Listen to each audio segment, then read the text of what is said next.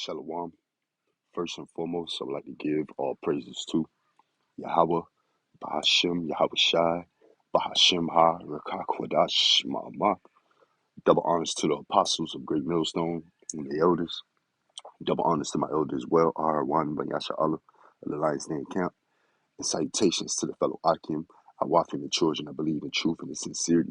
It's your brother, I thank you Allah back to another lesson in your Haratazah edifying. I want to start off in the book of James, chapter 5 and verse 1. Go to now, ye rich men, weep and howl for your miseries that shall come upon you. Your riches are corrupted, and your garments are moth-eaten. Right? Just the rich men of this society, all right, particularly the enemy, all right, Esau, Edom, the ambassador of the heathen, as the scriptures say, by thy wisdom they have gotten great riches, all right, not only by their wisdom, but by their rape, robbery, and murder, the touching of the apple of the Lord's eye, the children of Israel, the so-called Negroes, Latinos, and Native Americans, the system that they have created, which is called racism, which is a system that is designed to deprive the children of Israel from being um, in prosperity here on this side, all right, which we're not supposed to be in prosperity on this side, according to Micah chapter 2 and verse 10. But the scripture says, hey, go now and howl, man, weep for your miseries, because ultimately all the things that they have gained in this society, the riches, as they're trying to reach the fourth industrial revolution, all right, the technology, everything that has came into this place that has been built here has been built off of iniquity, has been built off of the backs of the so-called Negroes, Latinos, and Native Americans, man. Verse 2, your riches are corrupted and your garments are moth-eaten. Hey, the scriptures say, woe to him who buildeth, roughly paraphrasing, you buildeth a house with other men's money. Your riches are corrupted and your garments are moth-eaten. Your gold and silver is cankered, and the rust of them shall be a witness against you. It's going to be a witness against this damn devil. And all the other heathen nations that have aided and abetted this devil to do so and have done the same thing pertaining to Psalms 83, as they took crafty counsel of cutting us off of being a nation. All right, the so-called Chinese man can come over here and sell General Toso chicken to our people. All right, the Arab can fry food and sell abominable foods like shrimp, crab, and lobster. All right, cigarillos, tobacco, poison to our people. They can come over here and do these things where our people have been over here for over 500, 600 years with nothing. So the scriptures say that these rich men, all right, these rich heathens, all right, and even 2/3 of our people who love this place and want to aid and abet it, is woe to them. Woe representing destruction, man. Verse 3, your gold and silver is cankered, and the rust of them shall be a witness against you, and shall eat your flesh as it were fire. So all this is going to be a witness against this devil, right? When the Lord comes and hey, he's going to find, according to Exodus 22 and 16, if you stealeth a man, and that man be found in your hand, you surely shall be put to death. All right, we're going to be found in his devil hands, man. That's why this devil has a death sentence according to the law, the scriptures. All right.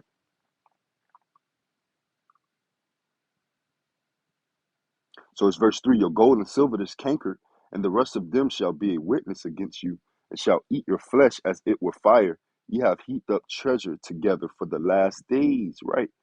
You know, behold the hire of the laborers who have reaped down your fields. Here's the point, which is of you kept back by fraud. Right, this place is fraudulent, man.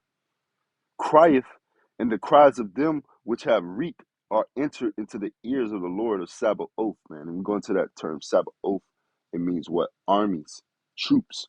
All right, the Lord of Sabbath oath, the Lord of armies, troops, because he has to send his army, he has to send his troops. All right, led by his only begotten son. All right, as well as the archangel Michael. He has to send that army, man, the heavenly army, the heavenly force to intervene and clean this place up. As you can see, it's Sabbath oath. Strong's G 4519. Sabaoth. Sabaoth. Sabaoth. All right, G4519 out in the Greek, from the Greek, Lord of Sabaoth, Lord of armies of Israel, or as those who are under the leadership and protection of Yahweh maintain his cause in war. You know, army, Sabaoth, a military of Yahweh. You know, because the Lord has to send his military, his teeth, ultimately to come and clean this place up, man. You know, to make do. But from there, I want to go to, I read verse 5. Ye have lived in pleasure on the earth and been wanton. Ye have nourished your hearts as in a day of slaughter. You know, because they don't give a damn about the people that they destroy along the way of making that dollar, that almighty dollar.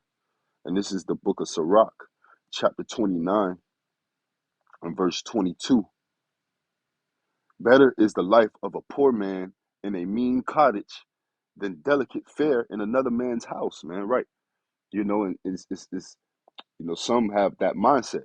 You know, it's better to be to live a life as a poor man, you know, or what you would consider to be a poor man in this society. All right, but he really rich, you know, through the spirit. You know, Revelations 2:9, 3:9, thou art rich. All right, we bear the promises. We bear the covenant, man, the new covenant, the blessings, the promises that have been given to our forefathers, man, that are coming into fruition to where at the end of the game, we're going to be raised up. You know, we're going to be found in Abraham's bosom, so to speak. So it's verse 22 in Sirach 29 and 22. Better is the life of a poor man in a mean cottage than delicate fare in another man's house, right? Because if that delicate fare in another man's house, you know, you begin content with man. All right. You don't want to be content with man. You can't be content with man. You know, man is man. Man is not Yahweh, you know, Ba'ashem Yahweh Shai. All right. So and we only can be content with the Heavenly Father and His only begotten Son, you know, through the Spirit. All right. That's the only thing that we can be content with on this side. All right. You know, day to day. All right. You know, just dwelling in the Spirit. You know, you know, you can't be at rest with man. Man is vain. All right. It's vanity. All right. It's flesh. Man in the flesh is vanity as well, you know. So a cottage ultimately representing a small house or a small dwelling place of a small farmer, a small farm laborer. All right. So he's building on his own substance, so to speak, as far as like how could I put it? Like you got a mom and pop store. You know, they rather be content with the things that they can order off of the money that they make, all right, and they'll just grow from there versus uh, a big mainstream corporation or company that they have an abundance of things and they can get it for cheap and they can get a lot of it, you know, and they can give a damn about the quality and stuff of that nature, you know. To where you can work blindly. You can be in this thing blindly, you know, as far as the world. You know, you can be so invested into this world and this society that you're blind, you know, to where you don't see that you're dealing with another man's fare, you know, in his house. All right. That's what two-thirds of our people are in that mindset, you know, to where when this devil goes down, they're going to go down right along with it, man. They're going to have nothing right along with them. Why? Because they haven't been building themselves up with the spiritual things, with the things that are not going to be corrupted and moth eaten. All right. Because why? It's built up in the spiritual realm, it's built up in that spiritual bank account versus the flesh and dealing with man, right? From now, I want to go to Sirach chapter 31, and I start at verse 1. Watching for riches consumeth the flesh, and the care thereof driveth away sleep. Right. especially for you so-called Negroes, Latinos, and Native Americans, man. You got to work 10 times harder than the heathen, all right, um, than the so-called Caucasian race, Esau, Edom, and the rest of these other heathen nations, man. The Elamite, all right, the Moabite, you know, the Ammonite. You have to work 10 times harder than these other heathen nations to and you're still not going to be at rest. You got to keep going to make ends meet. Verse 2, watching care will not let a man slumber as a sore disease breaketh sleep, right? You'll be breaking sleep, all right? Having shorter days, you're going to lack rest because you got to get up and go do it all over again. While the rich man, he can sit up and kick his feet up, all right? Because he's established. It's his system. It's his kingdom. It benefits him. It don't benefit you, all right? You learn the things later on after they pretty much are done with it, when it comes to hey, you pay your bills, but they get credit for paying their bills, you know. Hey, our people don't learn about credit till they get on later on in life to where they need it, or they run into a situation where they have to rent a car or something like that, right? Verse 3, the rich have gathered labor in gathering riches together, and when he resteth, he is filled with his delicates, right? When he resteth, he's filled with his delicates, man, because this system benefits him, and he know how it operates. The poor man laboreth in his poor estate, and when he leaveth off, he is still needy, right? Because you ain't gonna know what to do with the money properly. You don't know the back ends and the corner cutting and all the schemes to the trade. This is not your rest. It's not your system. All right. In this constitution, you written 3/5 of a man. All right. You're not included into nothing this devil is planning. All right. He that loveth gold shall not be justified, and he that followeth corruption shall have enough thereof. Gold hath been the ruin of many, and their destruction was present. It is a stumbling block unto them that sacrifice unto it, and every fool shall be taken therewith, right?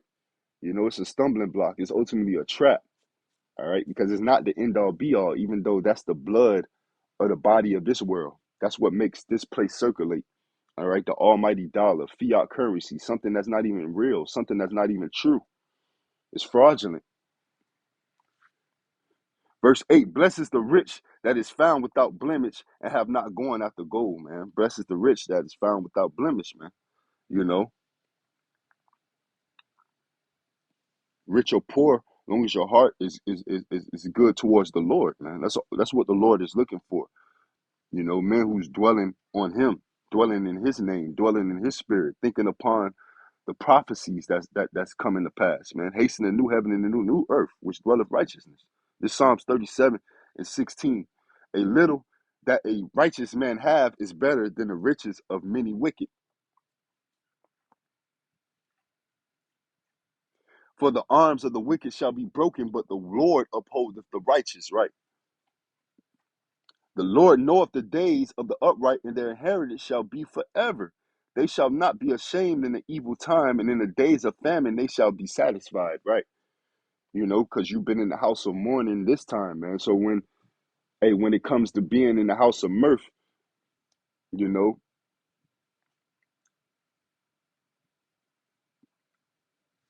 it was earned, so to speak. You earned it. You went through the straits, you went through that affliction. You can laugh in that day.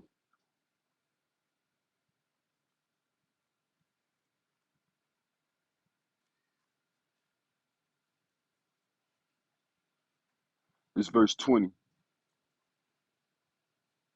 But the wicked shall perish, and the enemies of the Lord shall be as the fat of lambs.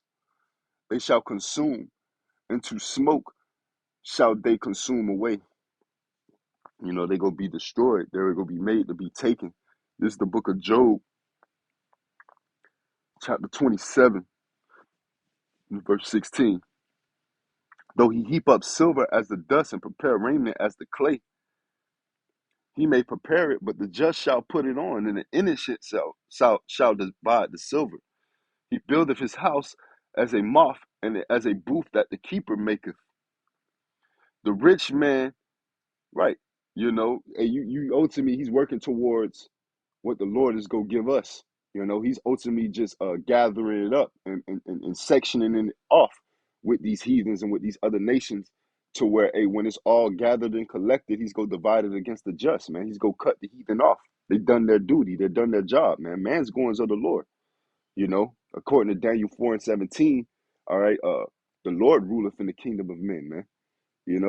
Give it to whoever so he will. He's getting ready to give it to the just, to the righteous. All right, he's just using you heathens, all right, you profane heathens and you people to put things in its proper perspective, man, where it needs to be. All right, for the just.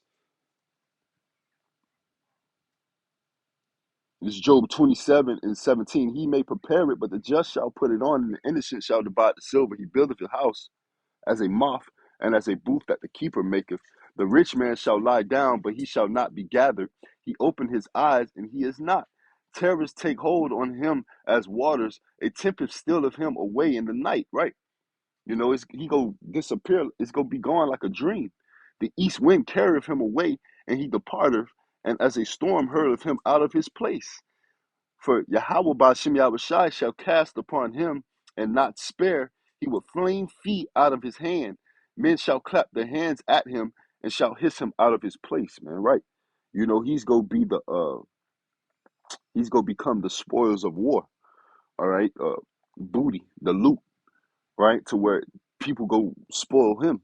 What you put upon, what you reap is what you sow. This Proverbs 21:8 in Yahweh Ratazad's lesson was edifying. The way of a man is forward.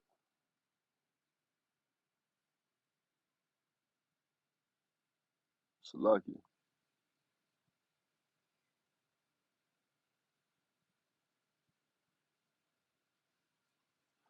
Salakia. I had Proverbs 21:8. It's not clearly that's not what I want.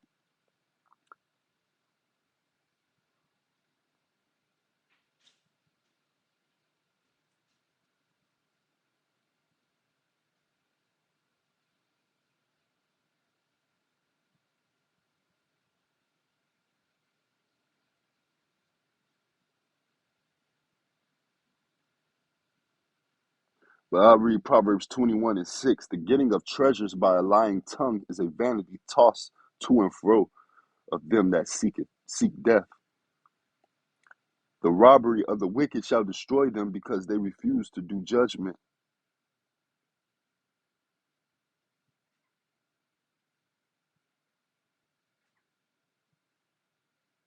The way of man is froward and strange, but as for the people, his work is right, man, right. That's why it's better for that poor man to be in a mean cottage, working upon and tilling to what would benefit him, in his own space versus eating at the king's table, right? Dealing with that delicate fare in another man's house, as we brought out in Sirach 29:22,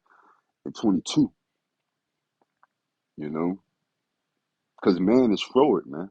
He's strange, you know, and vanity. But those who dwell in the spirit, all right, is pure and their work is right. But yeah, this place is fraudulent, man. And ultimately they go reap what they sow, you know, when it comes to touching the apple of the Lord's eye, the system that we're in. All right. Haggai 1:6, man. We fill a bag with holes, right? Hey, this is not our rest. Micah chapter 2 and verse 10. So it's time for us to rise and depart from this place, man, spiritually. All right, because it's gonna consume you. All right, if you're running after gold, all right, running after riches, but just caught up in the system, man. But Shalom, Habatah, DTA to the next.